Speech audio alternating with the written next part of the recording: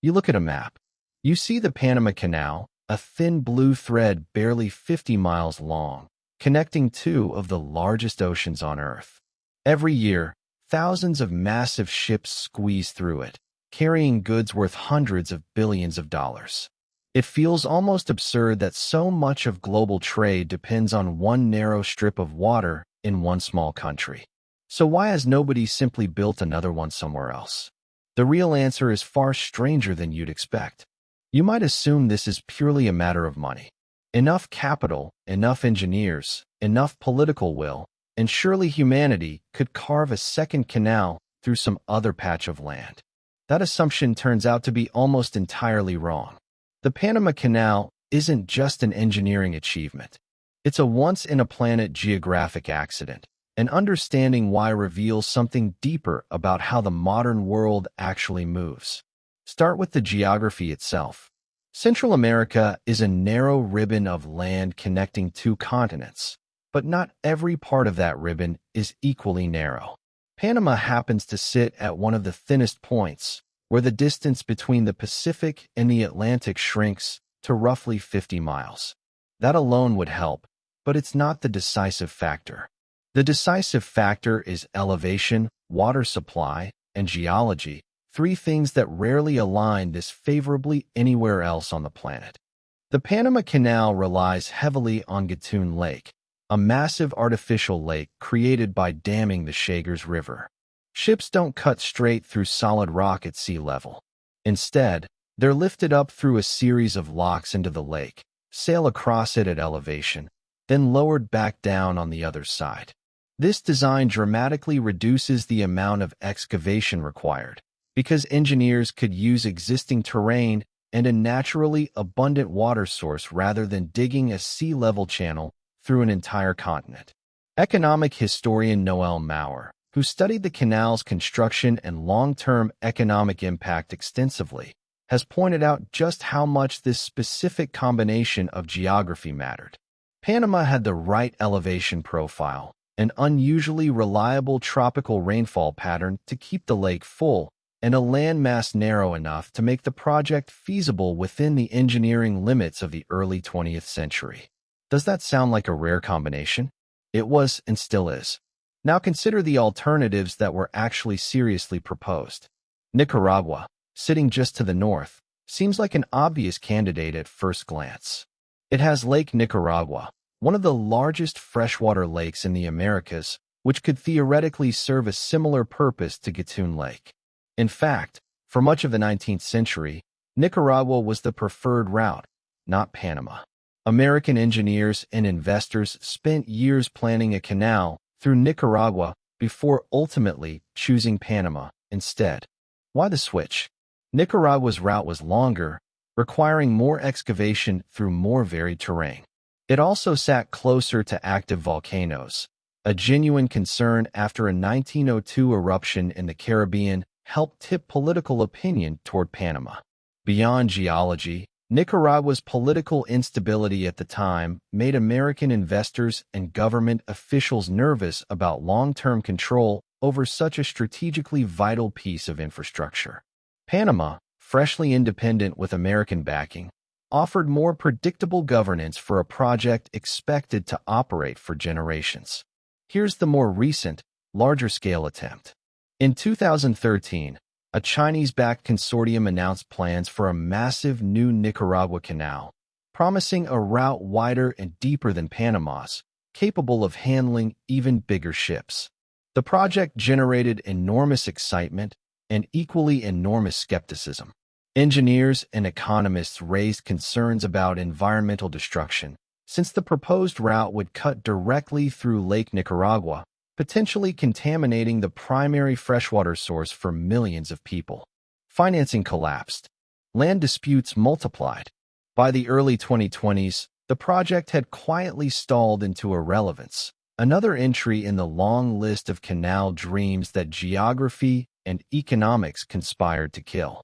This pattern repeats itself almost everywhere you look for alternatives. The Isthmus of Tehuantepec in Mexico has been proposed as a canal route since the 16th century. It's wider than Panama, requiring significantly more excavation, and lacks a comparable natural lake system to reduce the engineering burden. A rail-based freight corridor has been built there instead, moving containers overland between coasts rather than floating them through. But it can't match a canal's capacity or cost efficiency for the largest cargo ships. What about entirely different continents? Some have proposed canals through Thailand's Isthmus, a narrow strip separating the Gulf of Thailand from the Andaman Sea, which would let ships bypass the busy and increasingly congested Strait of Malacca. The idea has circulated for decades. It keeps stalling for a mix of reasons: massive projected costs, serious environmental concerns, and geopolitical anxiety from neighboring countries and global powers who worry about who would ultimately control such a strategically critical passage. A canal isn't just a ditch. It's a permanent lever of geopolitical influence, and nobody wants to hand that lever to someone else, or even build it without absolute certainty over who holds it. This is the counterintuitive twist. The scarcity of alternative canal locations isn't primarily a technology problem. Modern engineering could, in theory, carve a channel through almost any landmass given enough time and money.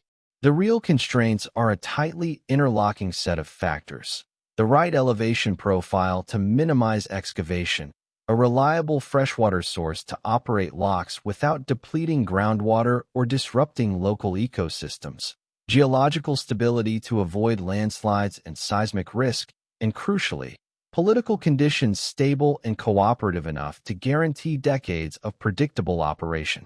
Historian John Lindsay Poland, who researched the long and often turbulent history of American involvement in Panama, emphasized how deeply intertwined the canal's engineering success was with decades of political maneuvering, treaty negotiations, and outright intervention.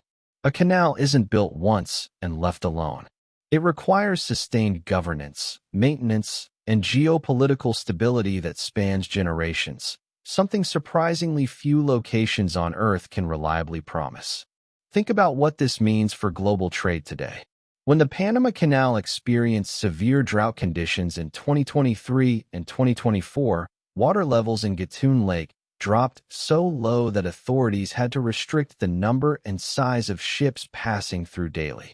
Shipping companies scrambled. Freight costs spiked.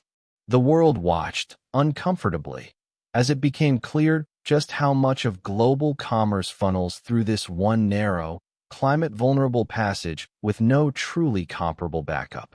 You'd think that vulnerability alone would spur serious investment in an alternative. And in some ways, it has, prompting renewed interest in rail corridors, expanded port capacity elsewhere, and even discussions of Arctic shipping routes as polar ice recedes. But none of these fully replicate what Panama offers: a single, continuous waterway allowing massive vessels to sail directly from one ocean to another without unloading, reloading, or switching transport modes entirely. The Arctic route deserves a mention here, because it's perhaps the most geographically plausible long-term alternative, though for reasons that would have seemed like science fiction a century ago. As polar ice melts, the northern sea route along Russia's Arctic coast is becoming navigable for longer stretches of the year, offering a potential shortcut between Europe and Asia that bypasses traditional choke points entirely.